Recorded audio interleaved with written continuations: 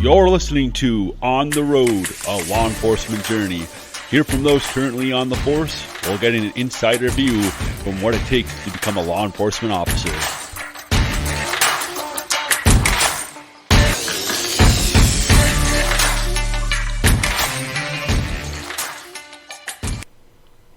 Welcome to episode number 16 of On the Road, a law enforcement journey. I'm your host, Jeremy Tormla. So I was recording this yesterday, April 30th, which was a Saturday, and was going to upload it, and I go to upload it, and I'm like, what in the world happened? When I was recording it was during a thunderstorm. We had a little bit of thunder here and rain, and I was using the live app. So lesson learned on that. Apparently I lost internet connection and my microphone stopped working, so I had 14 minutes of actual recorded stuff and another half hour of just a blank flat line. So this is my second round of going through and doing this, so hopefully I remember to include what I did on the first time doing it. So episode 16, we're going to recap week 15 of the police academy, and it is down to the wire. It is crazy now. I've said it before, but to go, I am going to be done with this next week. We graduate Thursday, May 5th, and I will be moving on the weekend and starting on May 9th. So it is coming right around the corner. There are a little bit of nerves to start creeping up right now because it all becomes real, but I am also looking forward to finally getting going and learning and being proactive. Today's practical segment is knowing your limitations. Again, it's not towards fitness training. It's how you are as a person, what you can and can't handle, and being honest about it, because the reality of it is the more honest you are with yourself, you are probably going to save yourself from getting into some pretty crappy situations which might have been preventable. I'm not going to relate any cases in particular, but if you pay attention to the news, you're not going to be an idiot to kind of figure out what's going on. And we'll get more into that when I get down there. Our fitness segment is the infamous to squat or not to squat, and a lot of it has to do with the controversy is around the barbell back squat. So we'll talk a little bit about that. So let's get into it. All right, week 15. We started, it was Monday, April 24th. Let me double check. Yep, 24th.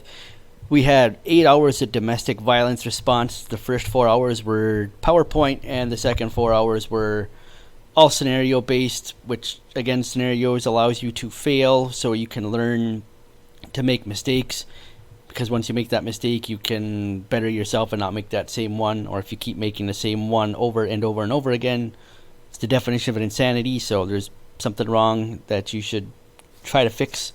I don't know why I keep saying you on these, because I'm the one going through this. I just think I'm used to saying that. But I mean, I guess I'm trying to relate it to other people as well. So if you're just listening to this and you're going through it, or you're thinking about going through an academy, or you're a police officer and you're going, well, I don't know, maybe there's something I could take out of this, or you just listen to it and go, this guy's a moron. But if you feel that way, please reach out to me. I'd be glad to have all those who have the legitimate experience more than what I've got to offer. But anyways, let's get on with this. Domestic violence scenarios. This was anything and everything. And again, just like anything else, how you are as a responding officer either escalates or de-escalates the situation. So this all goes back to your interpersonal skills, or our interpersonal skills here at the academy. And everybody's going to have different way of doing things because all of our personalities are different. But the importance of having good people skills cannot be underrated. That is so important. Your interpersonal skills, your ability to interact with people of different backgrounds and cultures, and keeping an open mind, so crucial. And that's just not to being a career as a law enforcement officer. That's any career. Most successful people are based off of that. They're people persons, peoples, however you want to see it. Well, let's go with that. I can't think of any scenario that actually sticks in mind that I went through that was a big cause for error. You're always learning something, even if it's a small mistake of oh, I should have said this, or maybe I shouldn't have entered the building yet and should have gotten a search warrant or whatever, because some situations, even though it might be a domestic violence call, it might not actually be one, if that makes sense. Maybe that's a bad example. So the whole thing with the past couple of weeks, and especially this week and next week, we're doing a lot of scenarios next week, this coming week for our graduation. It's all putting your knowledge into practice. And again, if you forgot something or you're not up to snuff on something, you make those quote-unquote fatal mistakes in training, so it really pounds that message home so you don't make that mistake out in the real world. Last 2 hours of the day, we had suspect identification procedures, and it was really the first hour it took. Most of the time was our criminal investigations final exam, and the criminal investigations exam covered everything from day one, from preliminary investigations, death investigations, CSCs, any of that type of stuff. And our instructor for this class in our traffic law, initially we all thought maybe he's kind of a pain in the butt, but he has such high standards, and he does not cut people like a break. I don't mean that in a bad way. Is like if he gave like a short answer question on an exam and you got half of it right, he still gave you it wrong. So he'll be like, well, how come you didn't give me partial credit? Because you fucking got it wrong. That's why, which is good, because you need to be right about all of the assets of things, not just partially right, because partial rightness can get you into some trouble. And now we're seeing, him as an instructor with all of our scenario trainings. He is just a phenomenal teacher, and he's got a lot of the experience, but he's got great interpersonal skills. So he's good at teaching, and if you make a severe mistake, you're not being yelled at or being screamed at. It's okay. Like, that's what we want to do, is make that mistake here. Here's what you should have done better, or how you could have handled the situation, or if I didn't get an outcome I wanted, how could I have done it differently to get that desired outcome, the win-win outcome. So it's been very great. I think these two courses, along with the criminal law exam, are the ones most of us were pretty stressed out about as far as studying for, because they are our hardest exams. I think I got a 92 on it. Yeah, it was something like that. Pretty much all my exams in the criminal investigation side were 91s, 92s. I think the only one that was different was the very first one in the academy, which was like an 88%. And I know in the grand scheme of things, a lot of tests and stuff don't matter. I still put a lot of pride in it because it's still something that's associated with me. I don't want to just breeze by and go, all right, well, 75, that works. Like, if I put an honest effort and I got a 75, hey, it is what it is. I'll be happy with it. But if I didn't put any time into it, got a 75, be like, well, you didn't really put like your best into it. Like, if you're lazy on some aspects, I did this a lot with the strength and conditioning towards athletes. If you're lazy on one spot, you're going to be lazy all over the place. You're either a lazy person or you're not. It's that simple. Sorry for my little side tangents. All right, Tuesday, civil disorders. We did PowerPoints for 4 hours, and then we did a little bit more PowerPoint and control of civil disorders for 4 hours. Now, the civil disorders were primarily around your basic riot control, that type of stuff. Hold on, okay, we're still recording. Just wanted to make sure. It was really interesting. We got to see a lot of videos, especially relating to events here in Michigan, and how different agencies, when they responded, were able to get different outcomes. And it was because of training and how they prepared for the event, how they conducted the event, and that type of stuff. We'll get to that in a second. So the two events we primarily looked at were, I think, in, was it 1999, when Michigan State won the Final Four, and then the early 2000s, there were the Benton Harbor riots. If you don't know anything about those, you can just go search up on that. I won't give a history lesson on that, but it was just really interesting. And there are really two differences between these cases, because one's more of us, handling a bunch of drunk college students out in the streets, celebrating, but celebrating is trashing cars and ripping down signs and stuff like that, versus Benton Harbor was in response to an incident where somebody fled from the police and ended up crashing his motorcycle and dying. So there was a upset in the community about that.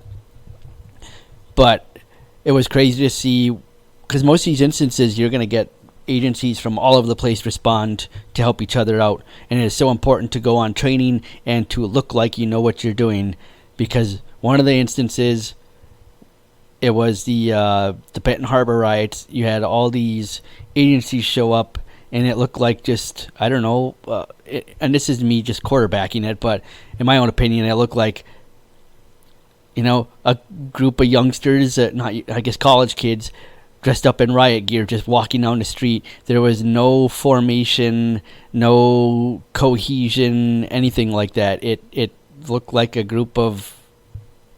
gaggle coming down the road. And needless to say, when the shit started hitting the fan, they all dispersed all over the place. So that's a big problem when you're trying to contain or control an environment, and you lose control and you got people going all over the place. You pretty much lose it at that point. And I apologize for cussing. I don't mean to, but sometimes that's, I don't know, the words just seem to fit the situation much better, especially when a certain thing is said in one of our scenarios or classes and stuff like that. Honestly, sometimes it just makes the message that much more clear. I try not to be nilly-willy about it, though. But it was the Michigan State, many of the different agencies that responded, they were all in line with each other, marching in the same step together. It looked militaristic, and I know some people are afraid of that term and they don't like that, but it shows they were clearly ready to handle the situation, moving as a team, and they got the desired outcome. Obviously you can't prevent every piece of property from being burned or stuff like that, but it's just trying to minimize it, and obviously safety of the public and your fellow officers is important, and you really can't do that when you're all dispersed all over the place. So that's kind of what we covered in our practical portion of the controlling civil disorders, was just learning the basic formations. It was the line, wedge, and angle formations, and moving in step with each other. So we all had to dress up with the helmets with the shields and the wooden batons and stuff like that. Still fun, still something different. Will we actually use it? Again, you never know, but it's just better to have some sort of tool in that box to resort to if you do need it someday down the road. Wednesday or Tuesday at night, this was interesting. So we were there. This was our longer day. We were there till 8:30 at night, and it was our narcotics, drugs, and weapons. And myself, I'm not the most adventurous person. I've never done any illegal drugs, narcotics, or any of that stuff. So a lot of that stuff, I don't know what it looks like. I don't know what it smells like. So it was really interesting. The instructor for that class brought in all the evidence that we got to look at, methamphetamine, black tar, heroin, cocaine, all that type of stuff, and it's just really interesting. I've never gotten to see that before, which I know obviously is going to be part of getting to know when I'm actually on the road, when you come across different drugs. Really interesting, and it's crazy. I've said this before on the previous episodes too, is the processes or the time people will dedicate themselves to create or make drugs just blows my mind. My little hamster up in my wheel, he just runs himself ragged trying to understand how people spend all their time trying to just make a living off of drugs or chasing that next high. It's just like, if you would have invested that time into making something that could be used by public, like society, you could be a millionaire or a billionaire. I mean, look at some of these simple products that are made every day, and just why didn't I think of that? All it is just thinking of what's something people need and putting your creative mind to use and seeing what comes out of it. It just blows my mind of the lengths and creativeness people go to when it comes to creating drugs. It's crazy. Wednesday, we had environmental crimes for 2 hours. It sounds exactly what it is. So your basic dumping oil and stuff like that. Don't pollute the waters. And I know when I was in Seattle, Washington, my time in the military, they took that very seriously. I mean, even throwing cigarette butts out the windows or messing with an anthill was a major no-no. And the older you get, the more you kind of view things of like it's common sense. You just want to respect nature and all the things, like leave things alone, be civil, and let things be, and appreciate things. That was pretty much it for that block. Then we did traffic direction and control for 2 hours. The first portion of this was the big traffic law final, which was stressed about because we never know what's going to be on the exam. This was the same instructor I was just talking about who did the criminal investigations. High standards, which is what we need. But the Michigan Motor Vehicle Code, that book is so massive, it is impossible to retain and know every traffic violation that there is. But I will say you also learn a lot more because you're trying to study to try to figure out which ones are going to be on there. You know, obviously there's going to be the major ones, the DUIs and license suspended and registration stuff on there. But as far as like how many headlamps, how many rear lamps, and stuff like that, you pick up a lot of stuff while you're trying to figure out what you really need to know. Ended up getting 98%, so one wrong on there. I surprised myself, was really happy that was the outcome. And studying is so important, knowing your stuff. And again, you're not going to know everything, but at least try to have some sort of tool to resort to. And if you don't know, at least with this book, I mean, it's going to be everywhere. You know where to find that information. After that, we did observation and monitoring traffic, so we got to play with some road flares and your typical how to control traffic at the scene of an accident and stuff like that. Very basic stuff. Still fun because we got to go outside and play with some road flares. That was cool. And then our last 2 hours a day, we did more scenarios, which was great because, again, our instructor brought in people from different departments. So it was people we don't personally know, which just adds to the intensity or realism of a lot of the scenario training because you're not there with your buddies trying to say something stupid to make them crack, to break a smile or get into a laugh or anything like that. Take it a lot more serious. So our scenarios, we pretty much had like the difference between a fleeing felon and a misdemeanor. So what I mean by that is one of the scenarios, it was actually our instructor, and he comes walking up like it's a entrance to an apartment complex, and he had like a misdemeanor out for his arrest for animal cruelty or something like that, and then try to go up to him like, "Hey, I've been looking for I'm looking for you. Like there's we have a arrest warrant for you," and he takes off running. And then goes and closes himself in an apartment complex. So the situation kind of goes into, well, if it's a fleeing felon, if there's certain circumstances, I can go into hot pursuit, the search warrant, and stuff like that. But in this one, the misdemeanor, it's different. Can't do that. So what he was looking for was, are people going to burst into the apartment to go apprehend him, or are they not going to? And one of the other students actually brought up just like, well, if you give the command, stop, you're under arrest, and the person continues running, you gave a lawful command that's R&O, which is a felony. It's like, well, that's a good point. So there's so many ways different things can go, and that's why it's so important to have an understanding of criminal law and that type of stuff, because you might be in the right, you might be in the wrong, or you might bring about a situation that hasn't been seen yet, and it might become cause for discussion to become a law and help guide to make some of those gray areas more black or more white, if that makes sense. And then we also had like traffic stops, dealing with drugs and stuff like that, so properly searching people and just getting up with stuff on that, just get more repetitions in with it. And then one of them was leaving a scene of an accident, so we had that another female who acted that portion and does a really good job of raising the voice or escalating the scene and stuff to seeing how you're going to react. And again, going back to interpersonal skills, definitely can handle a lot of situations and keep your calm if you just keep your bearing and rely on your interpersonal skills. So important. Thursday, our last training day, this was a fun day. It was our tactical operations / active shooter training. We did our first 2 hours of PowerPoint and getting to know the guys that came in. They were part of a SWAT agency from 2 jurisdictions. And they offered some different stuff that we've been learning for the past 15 weeks as far as clearing rooms and stuff like that.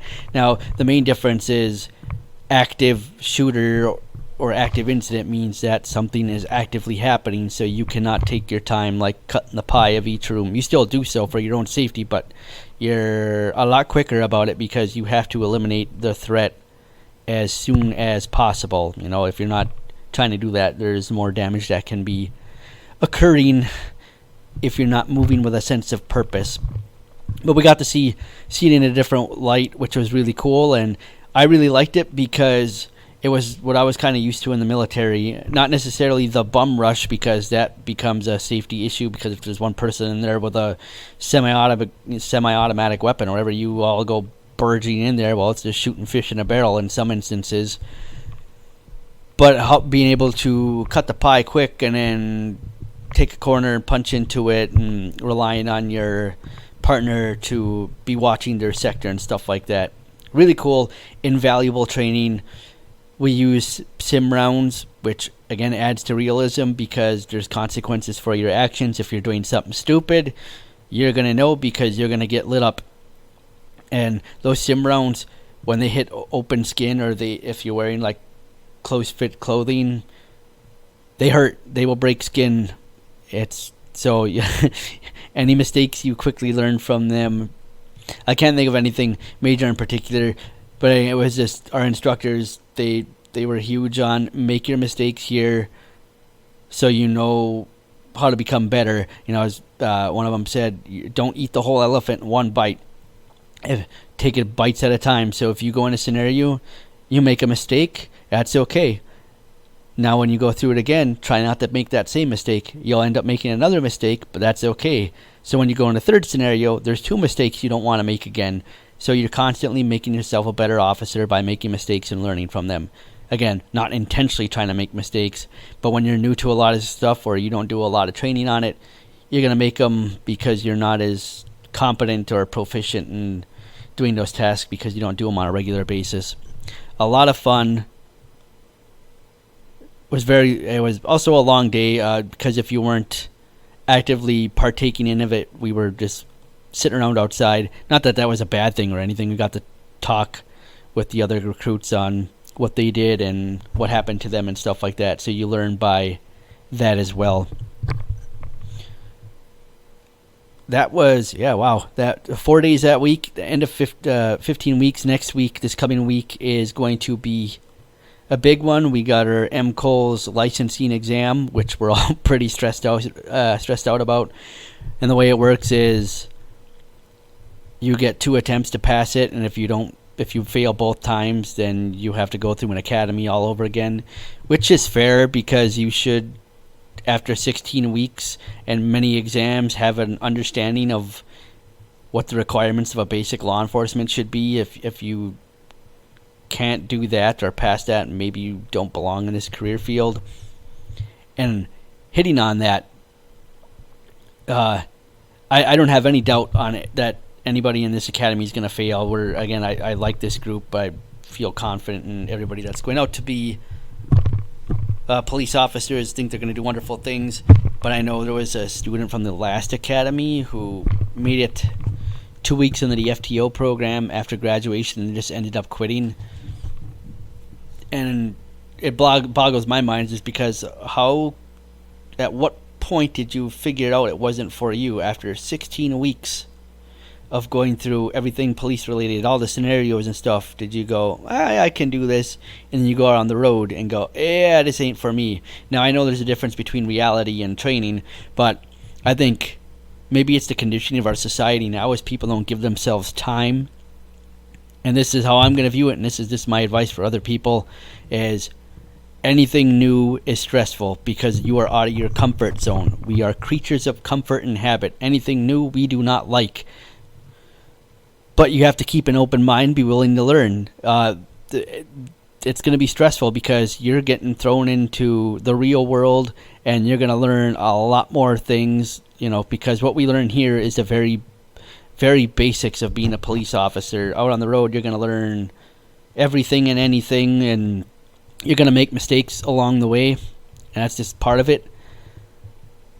But I just don't understand how after 2 weeks, and this is easy for me to sit and, I want to say judge, but I guess I am doing that, is I just don't understand that. Just like, give yourself time. Like, it's okay to not know everything, or have to ask a lot of questions, or feel like you're incompetent. It's a lot to take in. It's a lot that's expected as a police officer. You're getting a lot thrown at you, a lot to take in, a lot to learn.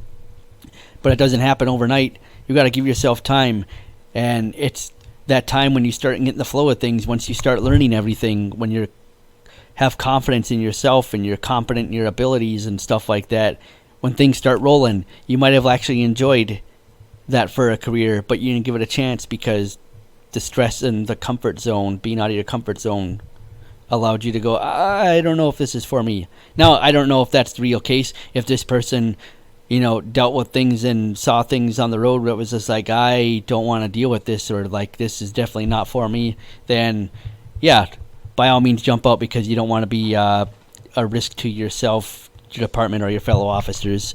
But I'm just saying, in general, we are creatures of comfort. You got to go out of your comfort zone to be successful. Give everything a chance, and then go from there. I know I'm going to be nervous as shit during my FTO, because it is all new and quote unquote it's for real, and it matters now. Like, any of your mistakes have real consequences. You can't just go, all right, well, my next scenario, I'll just not do that again. I mean, in reality, like, when every time you're responding to situations, it's still quote unquote some type of scenario. So you're still training when you're doing active real life stuff. I'll jump off that wagon though. Just, we're creatures of comfort. Get out of your comfort zone. That's where success and learning happens. And this will be a great segue into our practical segment here. Our practical segment is knowing your limitations. And this is yourself and your abilities. So what are your strengths? What are your weaknesses? Are you like a jabberjaw? Are you a good people person? Are you like physicality wise? Are you a small guy? I'm a small guy. Like, and we got some guys in our academy just like, yeah, I wouldn't want to mess with you because you could just whoop me to the ground in a heartbeat.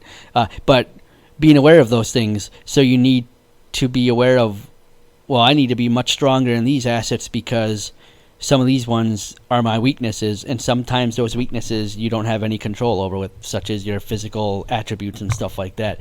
But knowledge of law and interpersonal skills, especially interpersonal skills, those are things everyone can become proficient and good at. And I again, I've said this before, I cannot stress the importance of interpersonal skills. That's one thing I pride myself in, when I feel like I do a good job of talking to people. I love it. And like, it's one of those things that's most easiest to improve. And all you gotta do is go through your community, stop at gas stations, talk to people. You see people walking in the park, go talk to them. Now, again, not everybody wants to talk to the police, and that's fine.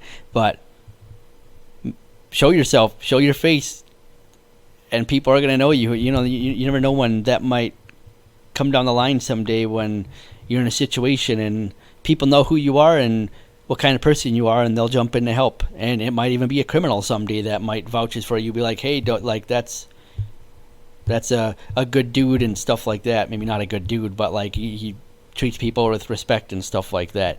That's huge. You can never lose your cool, especially as a police officer. There are cell phones everywhere. There's cameras everywhere. Everything you do is essentially recorded. Not necessarily a bad thing, because now everything's factual evidence when it's on a recorder, like a video camera or body cam.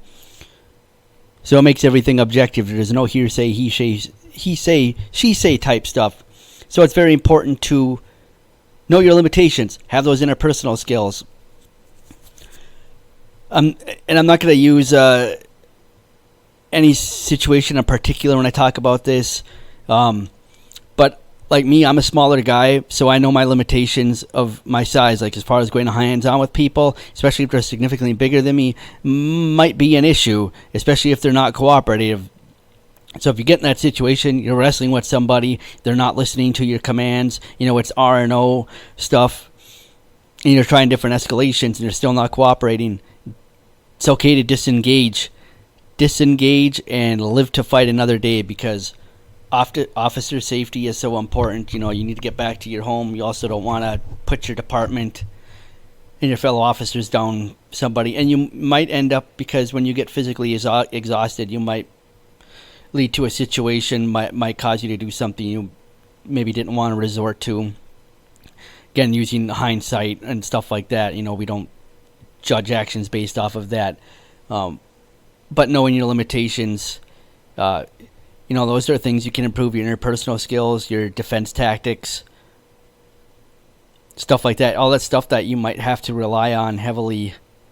Be actively training, physical training, get in the weight room, get strong, get explosive. If you have to chase after somebody, I'd rather get it done in the first 25 to 50 yards than having to chase a mile after them. Everything comes down to training. Training. Become a competent, professional police officer. That way you can help others. As you get more experience, you can be there to help out the younger ones coming up the ranks and stuff like that.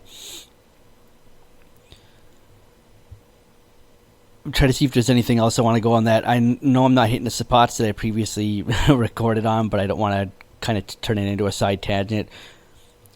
But I know, don't jeopardize your career over something that didn't need to be done.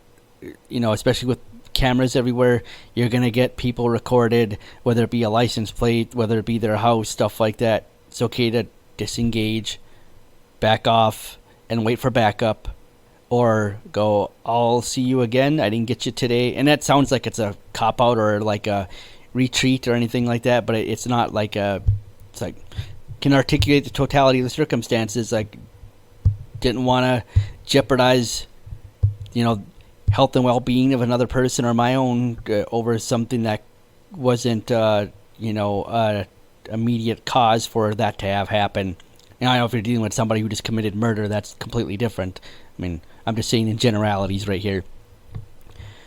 So I want to go on the interpersonal skills again. I'm not a yeller at all. Even in my years as a strength coach, I was never that way. I like talking to people and teaching them, hey, this is why we're doing what we're doing. If you have a problem with it, it's okay to ask me or come to me and go, hey, I don't like doing this. Okay, well, why? All right, well, that's a legit reason, so let's do this instead. It's all about your ability to deal with people. And if you're not open to communicating with people, it's going to make things a little bit more difficult for you. So anytime I had to yell, the people I had to yell at listened, and my colleagues too. It's like, holy crap, I didn't even know that could come out of you. But again, there's that difference between commanding, demanding, and controlling a situation and forcing a situation. It's very important. It all comes back to just treating people with respect, having good interpersonal skills. Your badge is no good if you abuse the very people you're supposed to be serving and protecting, regardless of the situation. The Constitution trumps all. Remember, that is our baby here in the great old USA, is the Constitution, the constitutional rights of all people. You have to respect those. And I think anybody, if you were a person, or anybody that's listening, or myself, I would want that too. That's got to be respected and put at the top of all things is your constitutional rights. So I'll jump off that little wagon there and let's head to our fitness box. I was a part of this conversation with many fellow colleagues, and we're going to talk about the squat, to squat or not to squat, and more often than not, this is in reference to the barbell back squat. And injuries, so you're going to have half the population that probably goes, this exercise is horrible, you're going to hurt yourself. Then you're going to have the other half that, oh, we've been doing this for centuries, it's the best exercise, the king of all, everybody should be doing them. It's called individualized training programs for a reason. The best exercise is the one that you as the exerciser can do safely with proper technique and no pain. Those are important. So everybody's going to be different.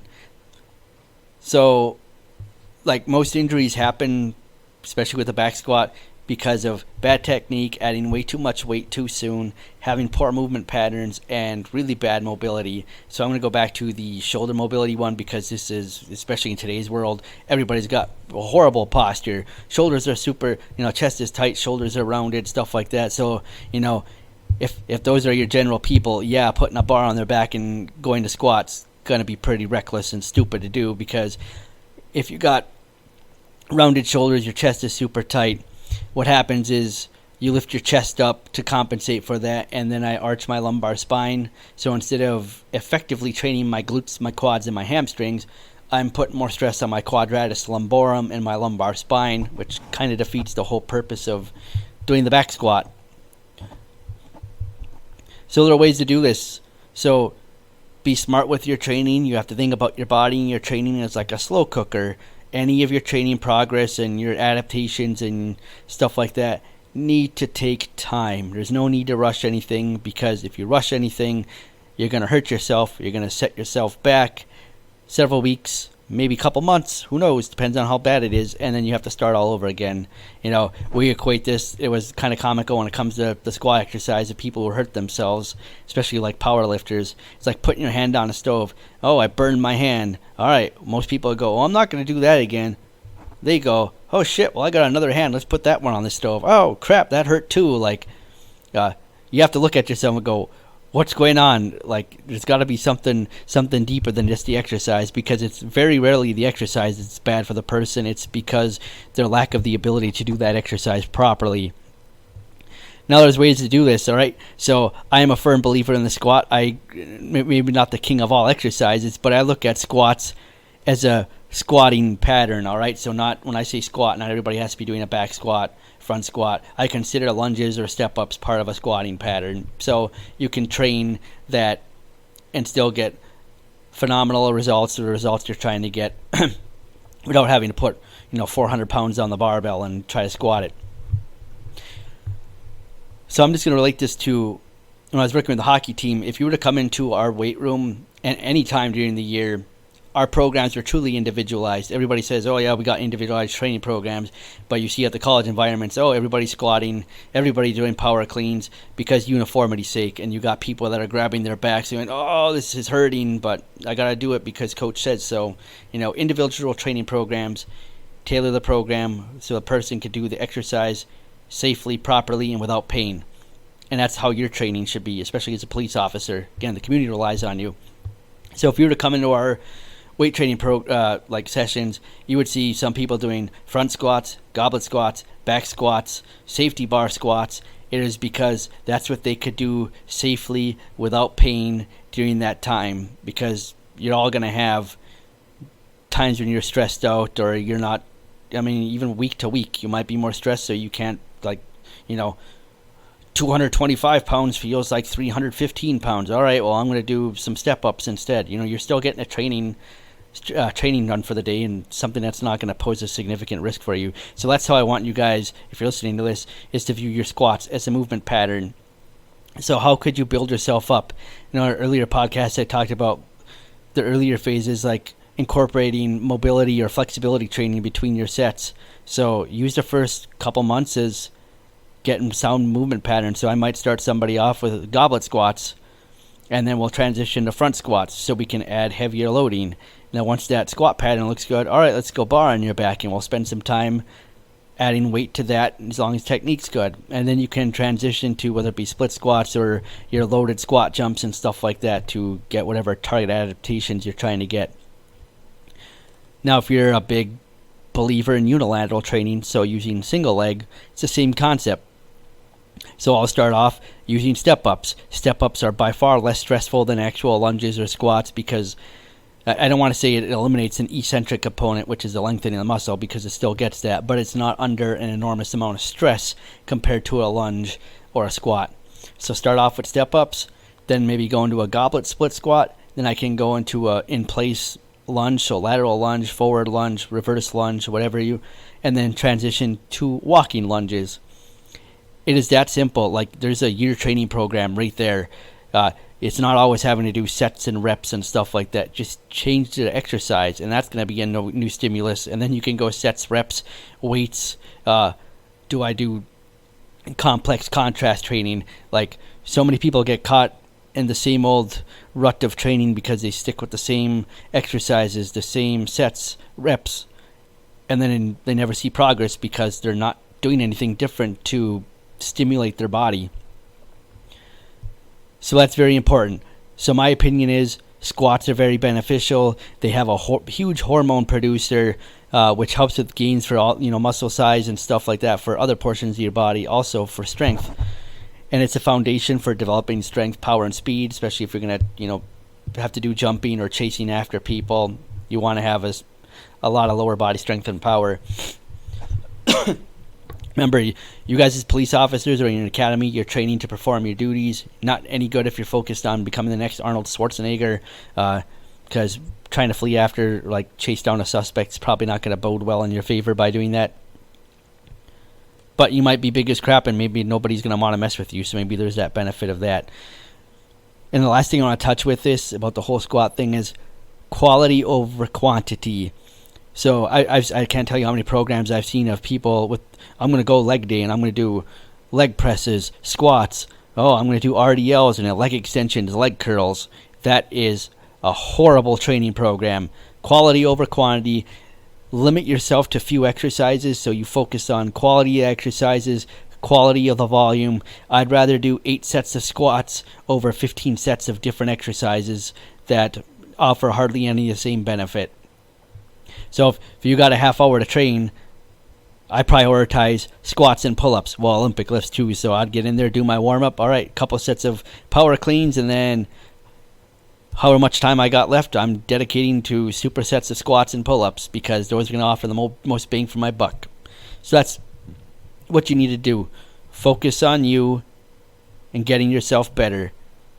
That comes to training, fitness training, interpersonal skills. Again, I'm going to keep hitting on that. I cannot stress interpersonal skills enough. It transfers from many different career paths, and I am so grateful for my time as a strength and conditioning coach. As much of a crapshoot as it was at times, it honed my skills because I had to deal with people who could hardly speak English or maybe couldn't speak English. Had to deal with angry, irate coaches who were unhappy because they just had lost on the weekend and they just wanted to beat the piss out of their athletes, and I have to talk with them that's a horrible thing to do. So your ability to listen, actively listen, talk to people, keep your calm, keep your demeanor is huge, and that is all knowing your limitations. I appreciate you guys listening. Again, this is my second time going through this, so I'm sure I probably ended up missing out on some important points that I wanted to get across, but that's okay. If you're listening and you want to be on this show, I'm still not 100% sure where I'm going to go with things because I got, next week is our graduation week, and then I actually start working, so I want to try to actually just maybe make it more into a cop talk, maybe pick a certain topic or two and bring people on, and we'll just talk about that and hear from their experiences on why it's important or how to deal with those type of situations, go from there. So if you've got any questions, comments, concerns, or would like to come on, just email me at ontheroadlaw@gmail.com. I appreciate it, guys. Home stretch. I'm excited. I'm nervous. I'm stressing about that MCOLS exam on Thursday, but I'm sure gonna pass it, and we'll all be celebrating and going, all right, nobody failed. God bless. Have a great rest of the weekend.